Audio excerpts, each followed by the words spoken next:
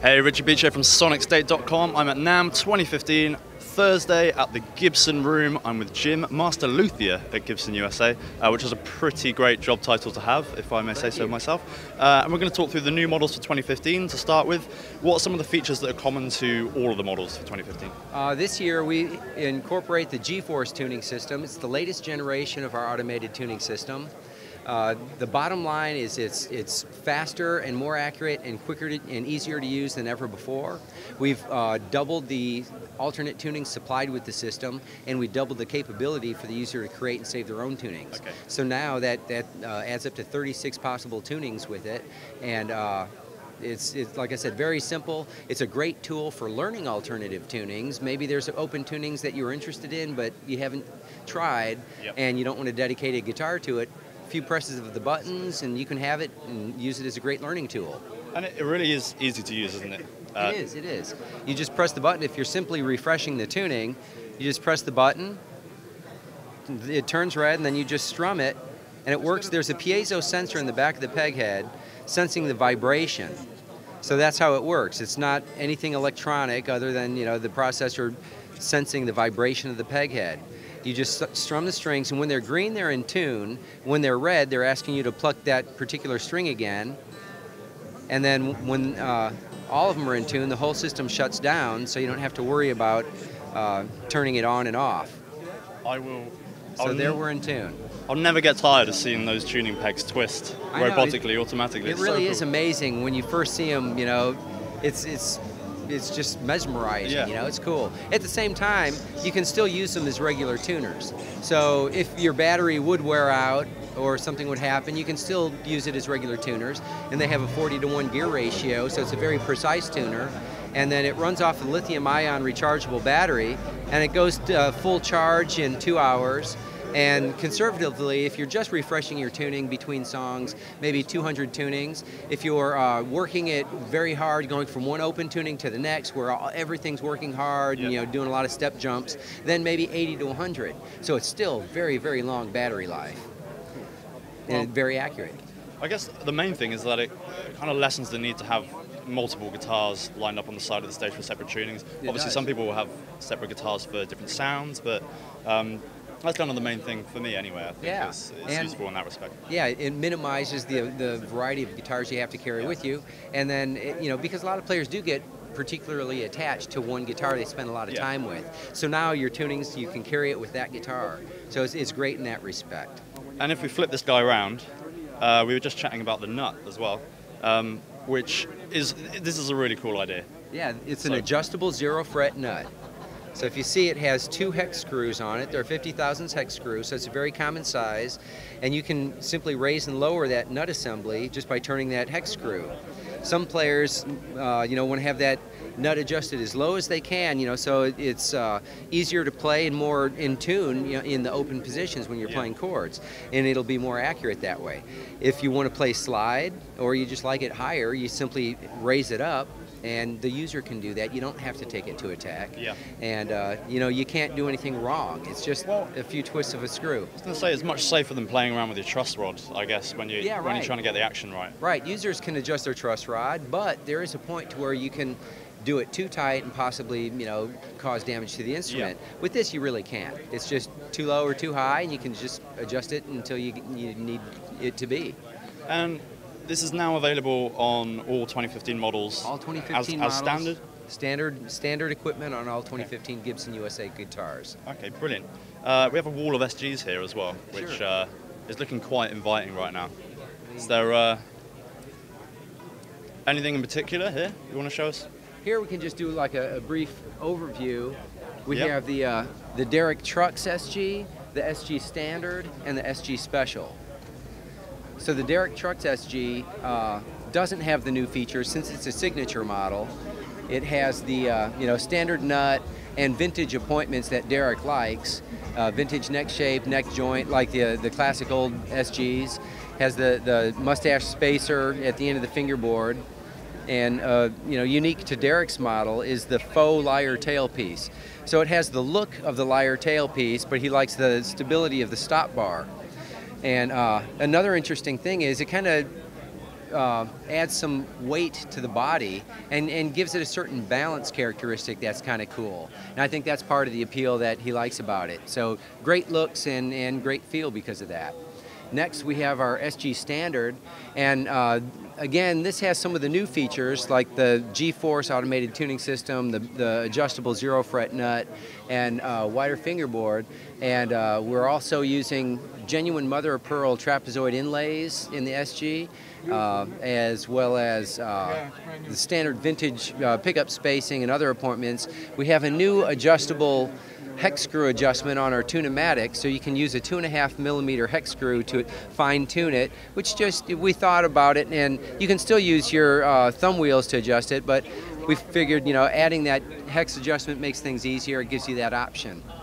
Other than that, the features are very classic and traditional. Next, we have the SG Special. The SG Special is based on the classic SG, but what has changed is we have 24 frets now. Instead of using the vintage spacer, we just added 2 more frets. The pickup spacing is the same. We're using 61 Alnico magnet humbuckers, satin nickel hardware. Get a close-up on that. That looks absolutely beautiful. Yeah, it's just a really fresh, unique take on the hardware. Still has classic CTS pots and switchcraft jacks and switches, and then genuine mother of pearl dot inlays, as well as the G-Force and the adjustable zero fret nut. So the decal on the headstock as well. Is there any reason for bringing back the Les Paul logo? I'm glad you brought that up. That is Les Paul's actual signature. His signature that everyone knows and loves was actually a stylized signature created by a graphic artist back in the day. But we thought, since if Les was with us this year in 2015, he would be 100 years old. So to commemorate Les at 100, we actually took one of his signatures and scanned it, and then we added the 100 in you know, the same stylized kind of font to commemorate Les. But that is his signature. And then on the back of the peg head, we actually have a hologram. I don't know if you can see that there, a hologram of the last known photo of Les after he played the Iridium, his last show there. So Les is waving bye to the crowd, and that was his last photo. So is that just on the SGs and the Les Pauls then? Yes, well, at USA we're also doing it on, oh no, I'm sorry. That's all right. Can you cut that out? The SG was originally the Les Paul SG, is that right? That's right. In '61 it debuted as that, and then after that, then they rebranded it the SG.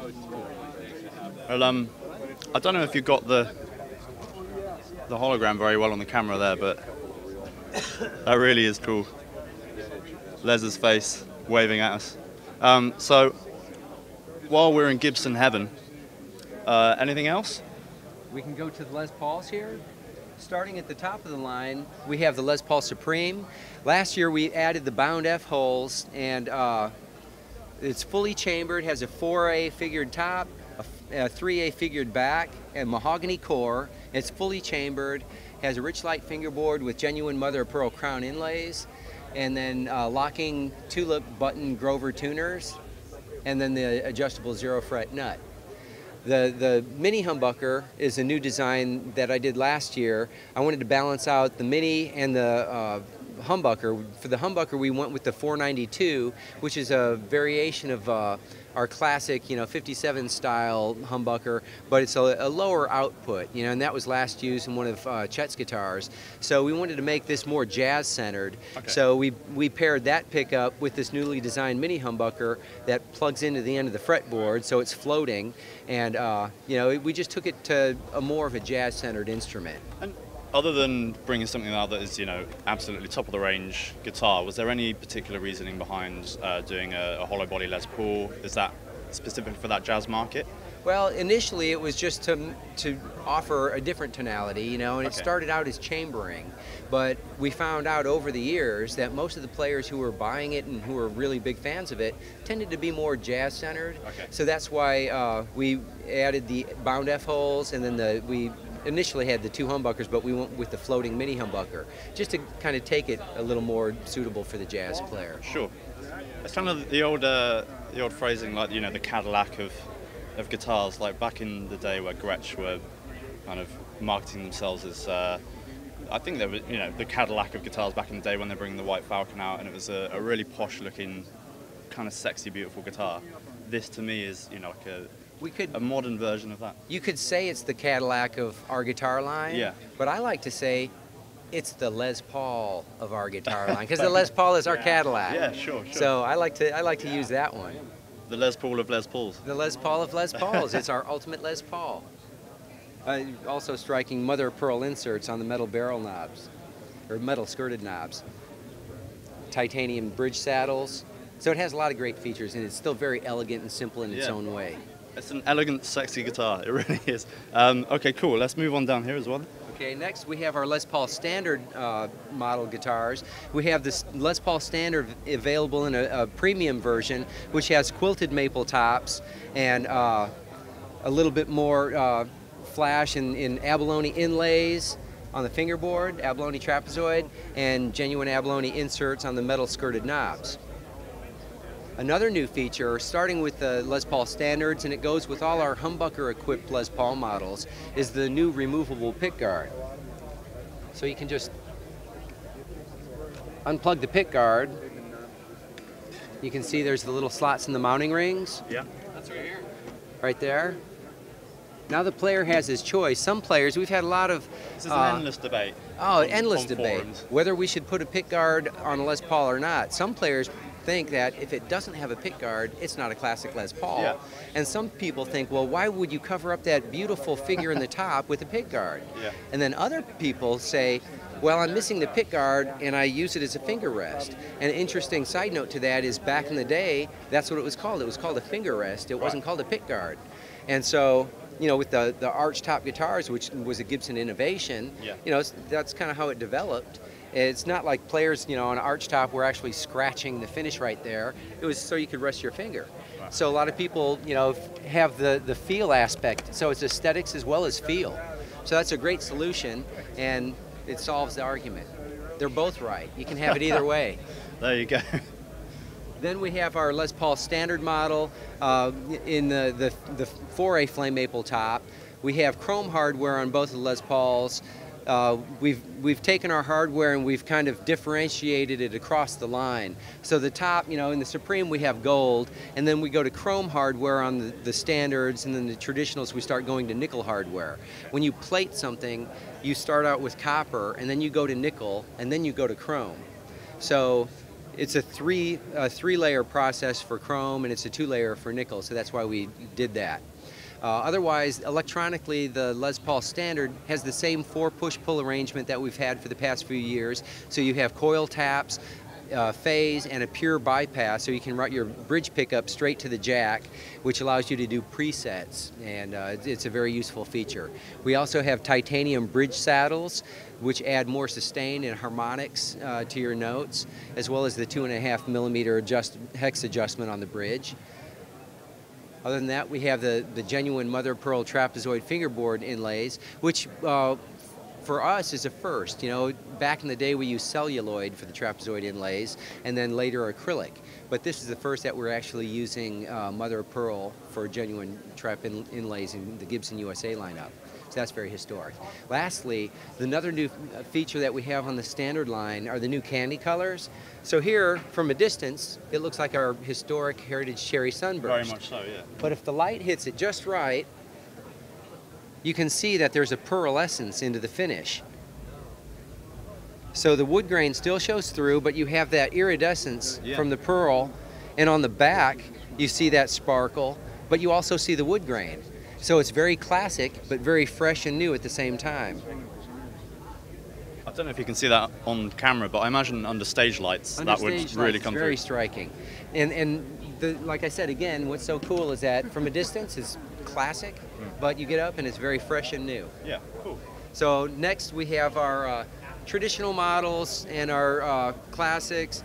The traditionals have, as the name implies, there's no weight relieving in it at all. It still has the removable pickguard and the genuine mother of pearl trapezoid fingerboard inlays. It's just more traditional. We still have the G-Force automated tuning system as well as the adjustable zero fret nut, which are new features throughout the line, but otherwise it's our base traditional model. Next we have our Les Paul. The Les Paul Deluxe for this year features mini humbuckings like the classic deluxes, but they're new. Last year I was able to work with Skunk Baxter and we developed this new mini humbucking that has more output than any of our previous models. Okay. So output-wise, it's like our Super 57, so it's a higher output in terms of amplitude, but it still has a mini humbucking tonality, a little bit more full, but still a narrower focus than our full-size humbuckers because of the aperture of the pickup pole spacing. Still has Alnico magnets, and it's a very traditional yet more powerful mini humbucking voice. They're also coil splittable via the push-pull pots, so when they're in the split mode, then it has a brighter, chimier sound that is more associated with the traditional mini humbuckings used in the original deluxes. So a lot of great new features, and we also have the up to 15 dB adjustable clean boost. We call it the Pure Boost preamp. Very suitable as a lead boost or for tone shaping. Some guys will actually engage the boost and then back the volumes down, maybe single coil the pickups, so you can use it as a tone shaping device. Incredibly long battery life and true bypass operation when it's out of the circuit. So with the split on and the boost on, that must be a really spanky tone. Oh yeah, it is. It has a lot of sparkle and shimmer. It was those players who were using those features to kind of sculpt the tone. Yeah. So it's a very, very versatile guitar. And for the guy who liked that mini humbucking but didn't want to worry about, if you change from two different level guitars, maybe a full-size humbucking to a Les Paul Deluxe, you'd have to readjust your amp or step on a pedal. This way you have a balanced output and you don't have to worry about that. So it's extremely versatile. Nice. Where are we going next? Next we have our Les Paul Classics. The Les Paul Classic model has our 9-hole weight relief. It has nickel hardware with titanium bridge saddles.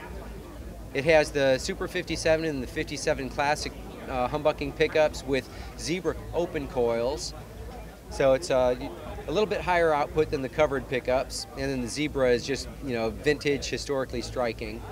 Of course, common features like the zero fret adjustable nut and the G-force, removable pick guard, and again it has the same pure boost preamp, adjustable with the on-off with the mini toggle switch, master tone, volume for each pickup, and the pickups are coil splittable.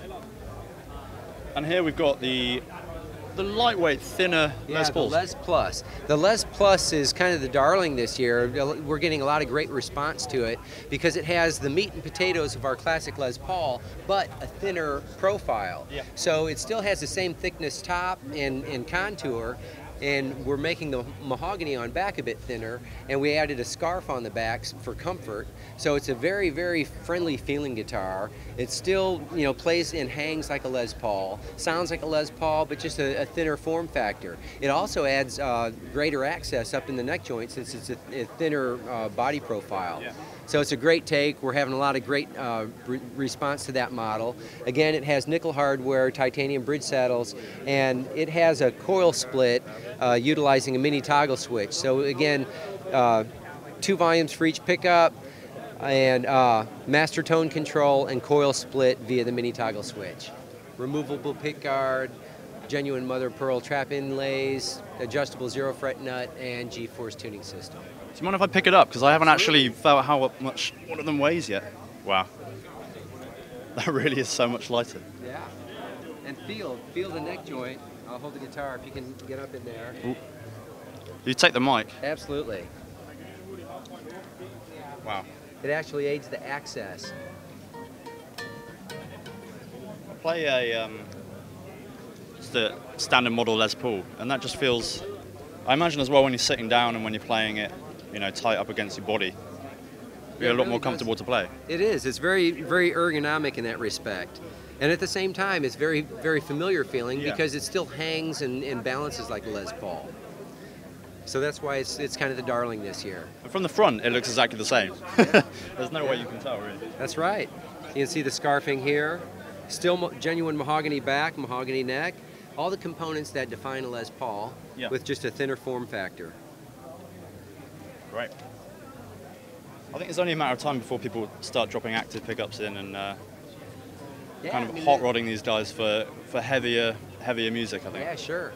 There's endless possibilities, and we've even expanded on that. Last year we had another model that was a custom light, so it was the same form factor but with multiply custom style appointments. So that was very cool, and I'm sure we're going to keep that in line for a long time. Okay, cool. Well, thanks for showing us around. This has been a pretty epic video actually in terms of how long are we at now, Mr. Cameraman? 2036, brilliant. Okay, well, thank you. Have a great time, and carry on watching more of our videos at NAMM 2015 at sonicstate.com/amped. Thank you.